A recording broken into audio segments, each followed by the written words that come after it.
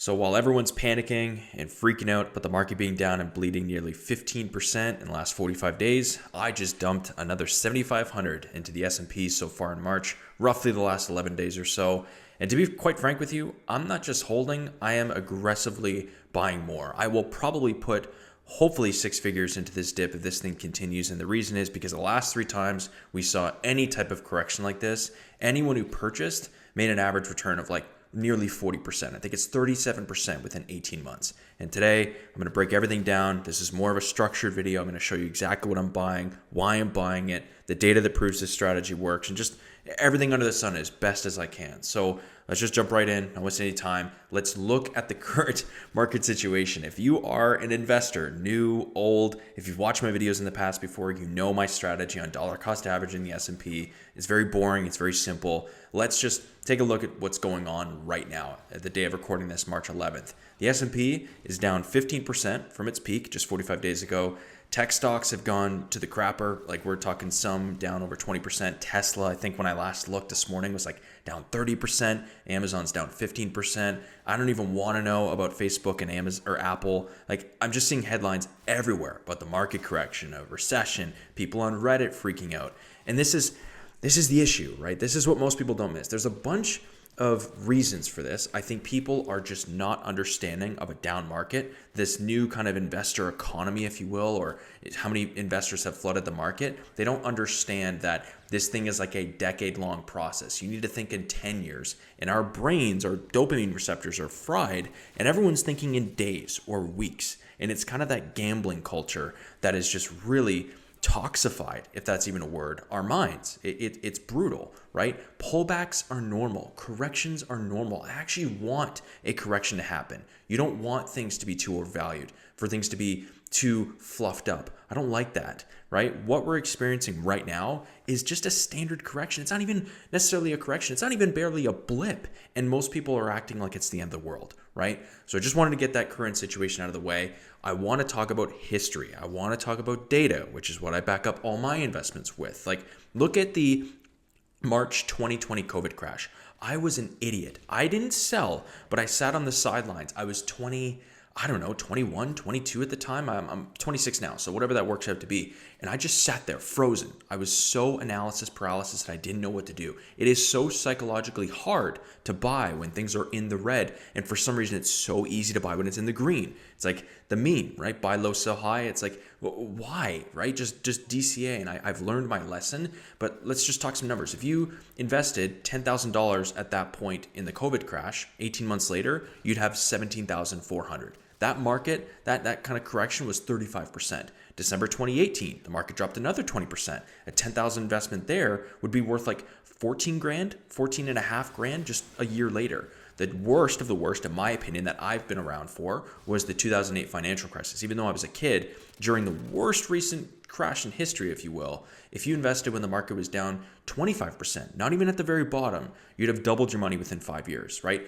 The math and the pattern is crystal clear, guys. What is the common denominator? It's buying when there is significant dips has actually delivered a crazy, crazy return. It's not even about timing the market perfectly. It's just about seeing the opportunity when others see disaster, that kind of cheesy greed and fear index that people talk about. Now is the time to be greedy. When everyone else is freaking out, selling at the top or selling when they think they're going to be able to catch a falling knife, I'm doubling down.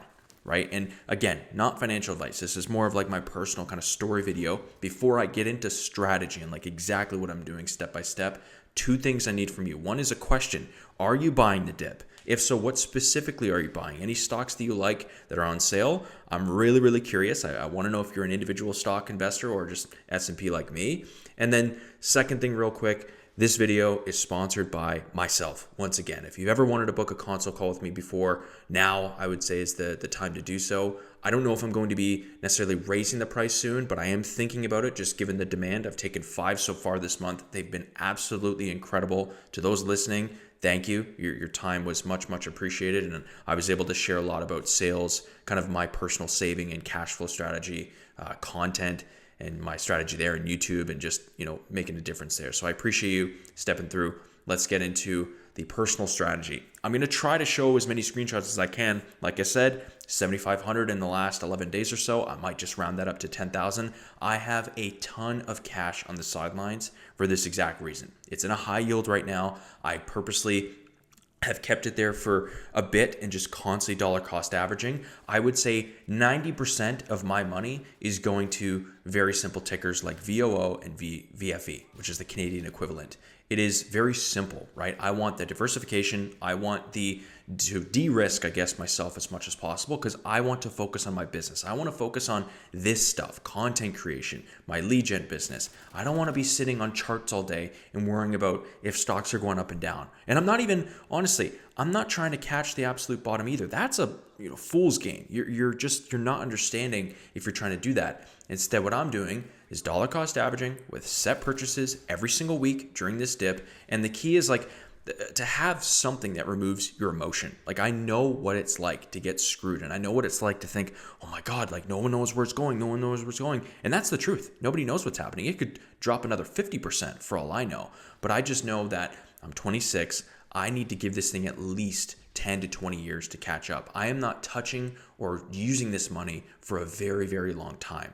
And for anyone who is similar to my age, if you're in your 50s or 60s, it's like, okay, even maybe a little bit 40s, I get it. That's when I'll slowly start like reallocating my portfolio a little bit, maybe getting into some more bonds or dividend stocks. But dude, if you are in your 20s or 30s, there could not be a better time to look at seriously investing in general. Even we'll talk about numbers in a couple of minutes from now, but just understand that you can be calculated. You don't have to just have some random strategy and gamble. Like this could be, a really good opportunity, I guess, for you in the long run. And I know for me, for a fact, it's going to be.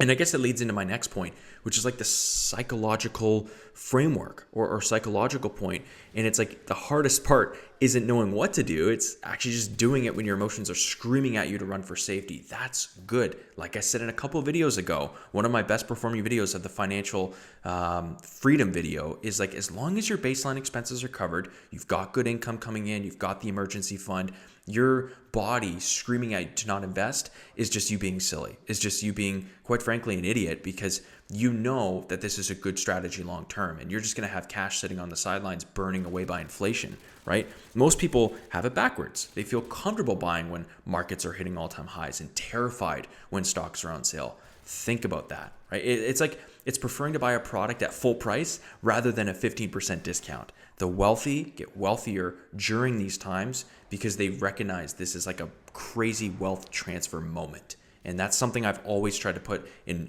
nail in my own head is just, dude, you got to focus. You have to just have a strategy in place. It doesn't have to be rocket science. It could be simple. It could be setting up recurring buys like I am on a weekly basis. It could be monthly. It could be when you get paid. I know a lot of you guys commenting have been doing that when you get paid, which is beautiful, which is lovely to see. And that kind of goes into one of my final points here, which is actionable steps. Like what can you do today or tomorrow to like get rolling, right? Let's break it down. And let's just say for beginners, you've got under 10 grand invested. It's very simple. Again, this is what I would do if I was starting tomorrow. I would just set up with whatever you can afford just to see that money. If it's $50, if it's $100, set up your weekly or monthly buys to whatever you want. And I would personally, I'm focusing exclusively on like index funds, VOO, VTI, if you want some international or diversification, de-risking there. VEQT is another one for Canada and US exposure, right? Don't check your portfolio daily. Just set it and forget it. Checking is just going to emotionally mess with your own mind. Trust me, I've struggled with that in the past. It's not good. If you're more immediate, I would call myself intermediate, if you will, where it's like, 6 figures, maybe you're working up to that. I would try, again, I'm personally increasing my contribution rate by 25 probably percent, maybe 35% during this. And I'm not reallocating anything. I'm not looking at crazy companies or trying to gamble or anything like that. I'm very focused and happy with the current companies in the S&P 500. And that's just what I'm focusing on. I'm not looking at balance sheets. I'm not trying to day trade. I'm not trying to catch the falling knife. I'm just like, hey, if I need to set up $500, $250 daily buys, then I'm going to do it. And that's what I've been doing for almost every day of March on days that are open, on the market open. So I don't know, man. Just remember, like, consistency beats timing. Even if the market drops another 10% from here, your strategy shouldn't change dramatically. Even 50%, even 100%. I don't care. I actually get more excited on red days because I know that red days probably over a long enough time horizon equals a green future.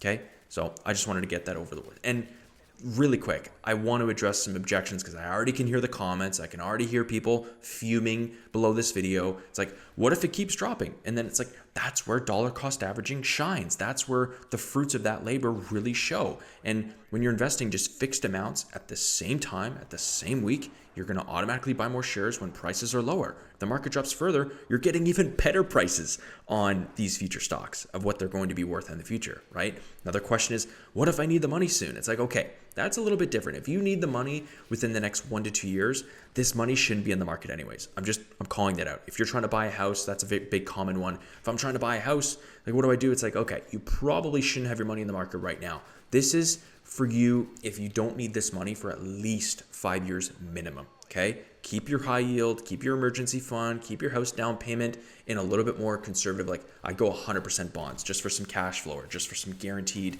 non-risky plays, if you will. If you just want to not have your money burned by inflation, I totally, agree with that. And it's like, what if this thing isn't as small as you seem? What if there is a literal recession here tomorrow? And it's like, again, man, historically, the market typically begins recovering before recessions officially end, right? If you wait for the all clear signal, you'll likely miss the biggest gains in history of the recovery. That's just typically how it works. I've seen people selling off their stocks now when they're on a pretty solid gain. They just kind of disrupted compounding in a little bit of a way because they've just had those average shares and they've just had that mentally in there for 5 years, and they're trying to rebuy back in. And it's like, you're never going to hit the perfect time. It's like trying to win the lotto. You're just not going to do it. It is very unlikely. So I guess that kind of goes into the final point. It's like, okay, what is the CTA? What is the call to action? Here's the bottom line. Market dips, again, are where the real wealth is created. This could be like generational wealth if you know what you're doing, if you know what you're looking at. The strategy that I've talked about is a key part of how I built a near million-ish net worth. And it works in any market environment, bad, good, medium, it doesn't matter. If you really want to dive deeper into the full kind of wealth building system, I do have another video on it where it's like literally talking about how to become a millionaire in 23 years. I did a really in-depth video on that, on DCAs. And I don't know, man, I want you to think of yourself. I tweeted this the other day. It's like, think of yourself 15 to 30 years from now and what that person, whether you look in the mirror and you're talking to yourself, you're like, what would that person ask from you today, right? Because you have to think in terms like this. If you want to have any nest egg, have any money put away for yourself, for your future family, for retirement, whatever, you need to think of yourself in 10-year increments, in 10, 20, 30 years from now. And my younger guys listening to this, I know I've got some 18, 19, 20-year-olds, this couldn't be a better time to look at investing. I'm not saying start, again, not financial advice, but just think about it. Just do your research, think about it long term. And again, man, I'm doing it. I'm investing, hopefully, like I said, multi six figures into this if this continues. So as always, if you've made it this far, I want to seriously see you win. If you have any questions, leave them below. Like I said, let me know what you're investing in, and we'll see you in the next video. Thank you.